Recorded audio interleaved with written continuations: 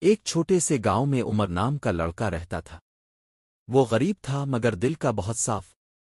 ایک دن اس نے دیکھا کہ مسجد کے باہر ایک بوڑھا آدمی بھاری لکڑیاں اٹھانے کی کوشش کر رہا ہے مگر اس سے اٹھ نہیں رہی تھیں۔ عمر نے فوراً آگے بڑھ کر کہا، بابا جی، میں آپ کی مدد کرتا ہوں۔ وہ لکڑیاں الفاٹے کر بوڑھے آدمی کے گھر تک لے گیا۔ بوڑھا آدمی بہت خوش ہوا اور اس نے اپنی جیب سے چند سکے نکال کر عمر کو دینے چاہے مگر عمر نے مسکرا کر کہا، میں نے یہ کام اللہ کی رضا کے لیے کیا ہے، انعام کے لیے نہیں۔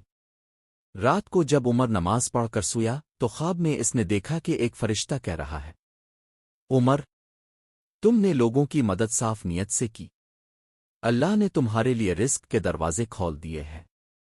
اگلے دن واقعی ایک حیرت انگیز بات ہوئی۔ عمر کو بازار میں محنت کرنے کا ایک بہترین موقع ملا اور اسی دن سے اس کی حالت بدلنا شروع ہو گئی۔ لوگ کہتے تھے، جس کی نیت صاف ہوتی ہے اللہ اسے کبھی خالی ہاتھ نہیں لوٹتا۔ سچی نیت سے کیا گیا چھوٹا سا کام بھی اللہ کے نزدیک بہت بڑا ہوتا ہے۔